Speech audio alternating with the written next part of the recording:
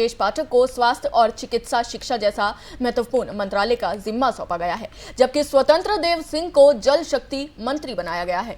चौधरी लक्ष्मी नारायण को गन्ना विकास मंत्री का प्रभार सौंपा गया है। इसके अलावा बेबी रानी मौर्य को महिला कल्याण मंत्रालय की जिम्मेदारी दी गई है। यूपी चुनाव से कुछ ही महीने पहले कांग्रेस में बीजेपी में गए जितिन प्रसाद को सीएम योगी ने पीडब्ल्यूडी दिया है। सीएम योगी आदित्यनाथ नियुक्ति कार्मिक, गृह सतर्कता, आवास एवं शहरी नियोजन, राजस्व, खाद्य एवं रसद, भूतत्व एवं खनिकर्म, अर्थ एवं संख्या, राज्य कर एवं निबंध जैसे विभाग मुख्यमंत्री ने अपने खेमे में रखे हैं।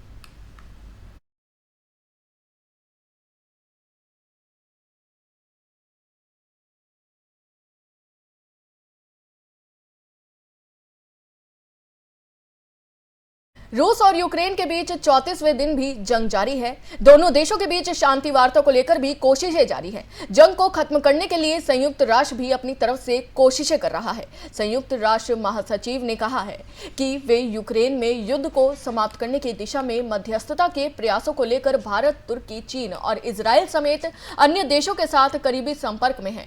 रूसी राष्ट्रपति व्लादिमीर पुतिन ने 24 फरवरी को यूक्रेन के खिलाफ सैन्य कार्रवाई शुरू की थी। गुरेड्स ने संवाददाताओं से कहा कि मैं ऐसे कई देशों के साथ करीबी संपर्क में हूं जो राजनीतिक समाधान के लिए मध्यस्थता के अलग अलग तरीकों का पता लगाने के वास्ते दोनों पक्षों के उच्चतम स्तर पर बात कर रहे हैं। संयुक्त राष्ट्र महासचिव ने आगे कहा कि मैं अपने तुर्की मित्रों के साथ बहुत निकट संपर्क में रहा हूं। इसी तरह मैं भारत के साथ ही कतर, इजराइल, चीन और फ्रांस और जर्मनी के साथ भी करीबी संपर्क में रहा हूं। मेरा विश्वास है कि इस जंग को खत्म करने के लिए परिस्थितियों का निर्माण करने के वास्ते ये सभी प्रयास आवश्यक है। ये पूछे जाने पर कि क्या वे सभी देश उनकी कोशिशों का समर्थन कर रहे हैं, गुरेड्स ने कहा कि मुझे ऐसी उम्मीद है।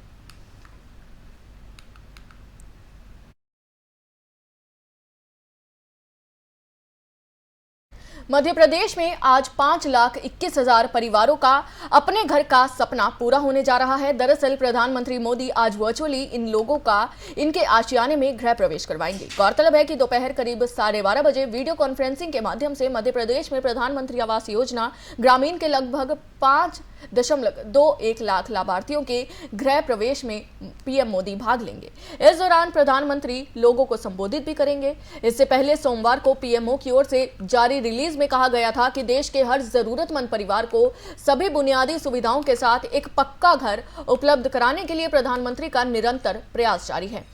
ये इस दिशा में एक और ऐसा ही कदम है। इस कार्यक्रम में पूरे मध्य प्रदेश में नए घरों में शंख, दीप, फूल और रंगोली समेत पारंपरिक उत्सव भी आयोजित किया जाएगा। गौरतलब है कि मध्य प्रदेश में प्रधानमंत्री आवास योजना ग्रामीण के कार्यान्वयन में कई अनूठे और अभिनव कदम देखे जा रहे हैं, जैसे महिला राजमिस्त्री समेत हजारों राजमिस्त्रियों को प्रशिक्षण देना, फ्लाई ऐश ईंटों का उपयोग करना, महिला स्वयं सहायता समूहों को सैनिटरी सामग्री के लिए ऋण प्रदान करने और परियोजनाओं के बेहतर निष्पादन और निगरानी के लिए प्रौद्योगिकी का उपयोग करके उन्हें सशक्त बनाना।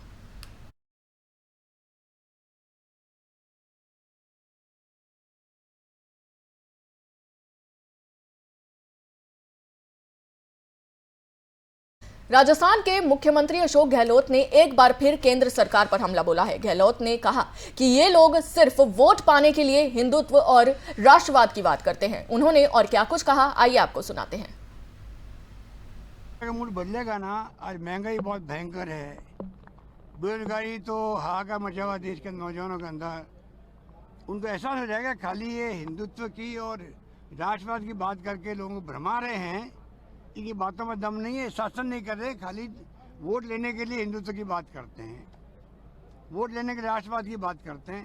क्या हम लोग राष्ट्रवादी नहीं है क्या? देशवासी राष्ट्रवादी नहीं है क्या?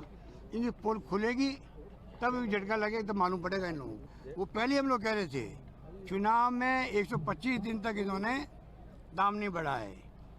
पहले ही भविष्यवाणी हो रही थी, जैसे चुनाव खत्म हुए नहीं और ये दाम बढ़ाने लगेंगे। आप देख रहे हो दाम बढ़ने लग गए। जनता इन बातों को समझती है, इनकी कथनी में करने में कितना बड़ा अंतर है। समय आने पर इनको झटका देगी जनता, ये समझ नहीं पाएंगे क्या हो। जब कश्मीर में आए दिन आतंकियों की ओर से निर्दोष लोगों की हत्याएं करने से स्थानीय लोगों में खासा गुस्सा नजर आ रहा है। आतंकियों से निपटने के लिए कई जगह लोगों ने खुद ही अपने जत्थे बनाने शुरू कर दिए हैं। ये जत्थे अपने इलाके में सक्रिय आतंकियों और उनके ओवरग्राउंड वर्कर्स को न सिर्फ चिन्हित करेंगे बल्कि खुद ही उन्हें घेर कर हिसाब भी चुकता करेंगे। खुफिया एजेंसियों ने इस संदर्भ में सभी सुरक्षा एजेंसियों और नागरिक प्रशासन को एक अलर्ट जारी किया है। इस अलर्ट में कहा गया है कि कश्मीरी अब आतंकियों के खिलाफ कानून को अपने हाथ में भी ले सकते हैं। वे किसी क्षेत्र विशेष में आतंकियों के खिलाफ अभियान शुरू करने के लिए सुरक्षा बलों का इंतजार नहीं करेंगे, इसलिए प्रशासन सतर्क रहे। खुफिया एजेंसियों की ओर से जारी अलर्ट में कहा गया है कि कश्मीर के लोगों ने पंजाब की आतंकी हिंसा से सबक लेते हुए ये कदम उठाया है। 1980 और उसके बाद के कुछ वर्षों के दौरान पंजाब में कई जगह ग्रामीणों ने आतंकियों से निपटने के लिए अपने गुट बना रखे थे। ये गुट न सिर्फ गांव में पहरा देते थे बल्कि आतंकियों को देखते ही अन्य ग्रामीणों को सचेत करते हुए उन पर टूट पड़ते थे।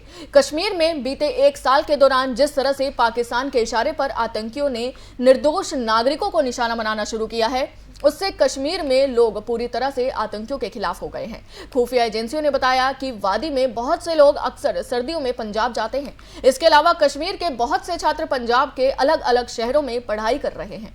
इन लोगों की जब पंजाब में लोगों से कश्मीर के हालात पर बातचीत होती है तो अक्सर पंजाब के लोग आतंकियों के खिलाफ आम लोगों की भूमिका का जिक्र करते हैं। इससे कश्मीरियों में खुद आतंकियों से लड़ने की भावना पैदा होती है।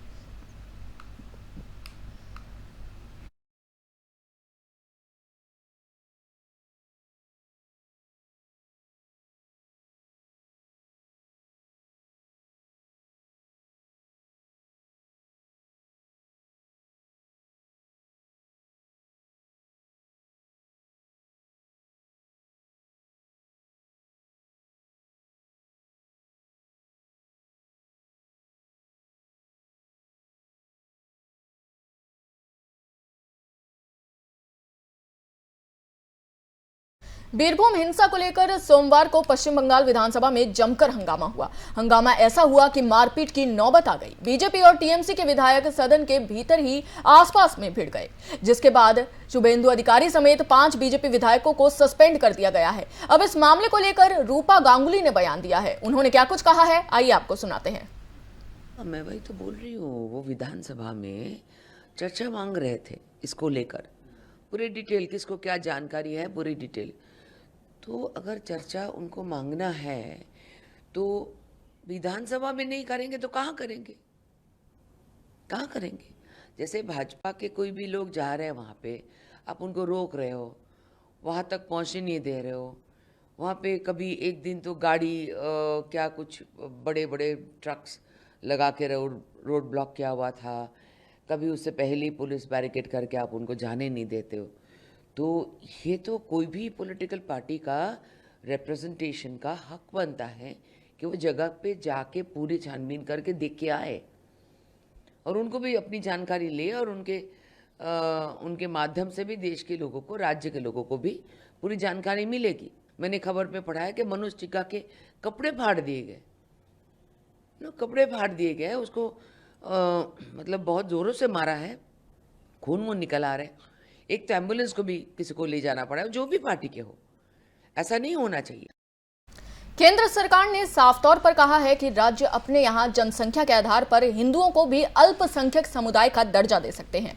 जनसंख्या, धार्मिक और भाषाई आधार पर अल्पसंख्यकों की पहचान करने और उसको लेकर दिशा निर्देश तय करने की मांग वाली याचिका पर केंद्र ने सुप्रीम कोर्ट ने हलफनामा दाखिल कर ये बात कही है। इस मामले में अब सुनवाई 10 मई को होगी। सुप्रीम कोर्ट ने सोमवार को राष्ट्रीय अल्पसंख्यक आयोग अधिनियम 1992 के तहत अल्पसंख्यकों को अधिसूचित करने की केंद्र सरकार की शक्ति के खिलाफ एक याचिका पर साफ जवाब देने के लिए केंद्र को और समय दिया है।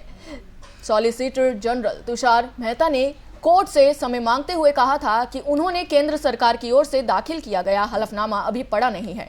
कोर्ट उन्हें हलफनामा पढ़ने और बहस करने के लिए कुछ समय दे। न्यायमूर्ति संजय किशन कौल की अध्यक्षता वाली 2 सदस्यीय पीठ ने इस पर चुटकी लेते हुए कहा कि अल्पसंख्यक मामले के मंत्रालय की तरफ से दाखिल हलफनामा तो आज अखबारों में भी छपा है और सॉलिसिटर जनरल ने अभी उसे पढ़ा नहीं है।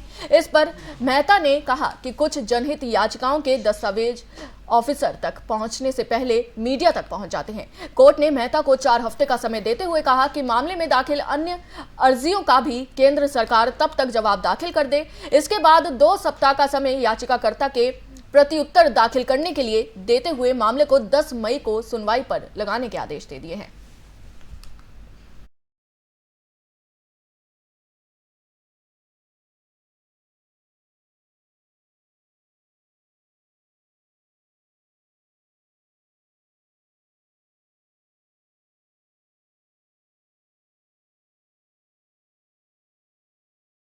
उत्तराखंड विधानसभा सत्र की आज से शुरुआत हो रही है। 29 मार्च मंगलवार से शुरू होने के साथ ही सदन में एक नया रिकॉर्ड भी बनेगा। उत्तराखंड की पहली विधानसभा अध्यक्ष रितु खंडूरी की अध्यक्षता में सदन चलेगा। विधानसभा सत्र के पहले दिन सदन में राज्यपाल के बजट अभिभाषण के साथ ही लेखानुदान भी पेश किया जाएगा। सत्र के लिए विधानसभा अध्यक्ष की अध्यक्षता में हुई कार्य मतगणना समिति की बैठक में यह निर्णय लिया गया है। आपको बता दें कि 5वीं विधानसभा के पहले सत्र को लेकर सोमवार को कार्य मतगणना समिति की बैठक हुई है। इस दौरान सत्र में होने वाले विधायी और संसदीय कार्यों को लेकर चर्चा की गई।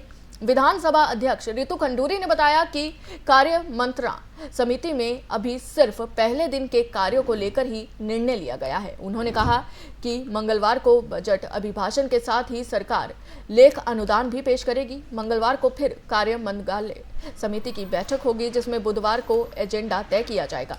बैठक में संसदीय कार्य मंत्री प्रेमचंद अग्रवाल, विधायक खजान दास, बहुजन समाज पार्टी के विधान मंडल दल के नेता हाजी शहद मौजूद हुए हैं।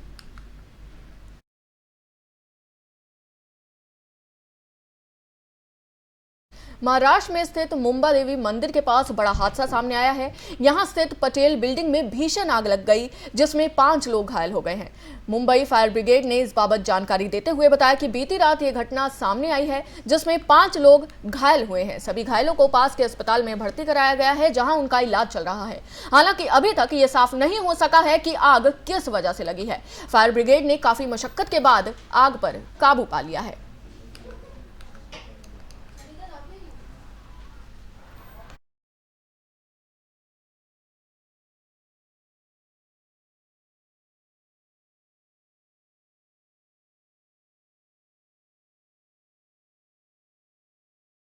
अभी के लिए बस इतना ही। देश और दुनिया की तमाम बड़ी खबरों के लिए देखते रहिए FM न्यूज़। जय हिंद।